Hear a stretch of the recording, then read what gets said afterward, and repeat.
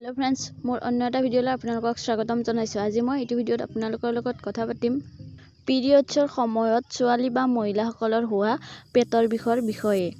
কিদৰে আপোনালোকে পিৰিয়ডছৰ সময়ত হোৱা অসহ্যকৰ পেটৰ বিষ ঘৰুৱা পদ্ধতিৰে নিয়ন্ত্ৰণত ৰাখিব পাৰিব বা কমাই পেলাব পাৰিব। তো বলক ফ্ৰেন্ডছ দেৰি নকৰি ভিডিঅটো আৰম্ভ কৰো।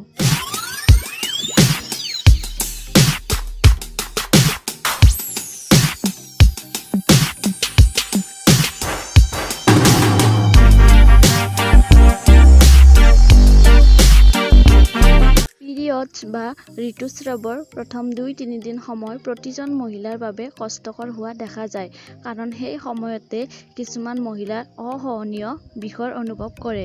মহিলাসকলৰ পিৰিয়ডছৰ সময়ত বহুতো মহিলাৰ পেট আৰু কঁকালৰ বিষ হোৱা দেখা যায়। আজি মই আপোনালোকক জনাম কি ব্যৱস্থাৰ জৰিয়তে এই কঠিন সময়খিনি বিষৰ পৰা ৰক্ষা কৰিব। নাম্বাৰ 1, আদা আৰু জালুকৰ হাৰ্বেল চাহ। হাৰ্বেল চাহ শৰীৰৰ বাবে যথেষ্ট উপকাৰী। ঋতুস্ৰাৱৰ সময়ছোৱাত ই বিষ উপশম কৰাত কাৰ্যকাৰী বুলি প্ৰমাণিত হৈছে। গাখীৰ অবিহনে আদা আৰু জালুকৰ চাহ প্ৰস্তুত কৰক। ই কেৱল ঋতুস্ৰাৱৰ বিষৰ পৰা সকাহ দিয়াই নহয়, ঋতুস্ৰাৱৰ চক্ৰও নিয়মিত কৰাত সহায় কৰে। নাম্বাৰ 2, গৰম পানীৰে গা ধুৱক। যেতিয়াই আপুনি ঋতুস্ৰাৱৰ সময়ত গা ধুব, পৰাপক্ষত গৰম পানী ব্যৱহাৰ কৰক। ইয়াৰ দ্বাৰা আপুনি কঁকালৰ বিষৰ পৰা আৰু লগতে গাৰ বিষৰ পৰাও ৰক্ষা পাব। লগতে পিৰিয়ডছৰ অনিয়মিতৰ পৰাও মুক্তি পাব। নাম্বাৰ 3, গৰম পানীৰ হেক বা হট ৱাটাৰ পেক ব্যৱহাৰ কৰিব পাৰে। বিষ উপশম কৰিবলৈ গৰম পানীৰ পেড বা হট ৱাটাৰ বেগ বজাৰৰ পৰা কিনি আনি আপোনালোকে হেক দিব পাৰে।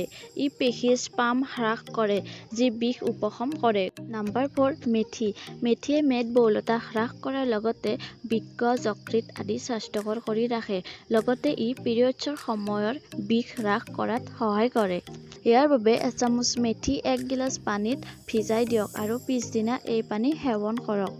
নাম্বাৰ 5, তিল তেলৰ দ্বাৰা মালিচ।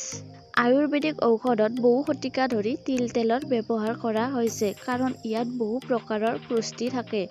আয়ুৰ্বেদিক বিশেষজ্ঞ হিচাপে পিৰিয়ডছৰ সময়ত তলপেটত হাতেৰে মৃদুভাৱে তিল তেলৰ মালিচ কৰক। ই যথেষ্ট সকাহ দিব।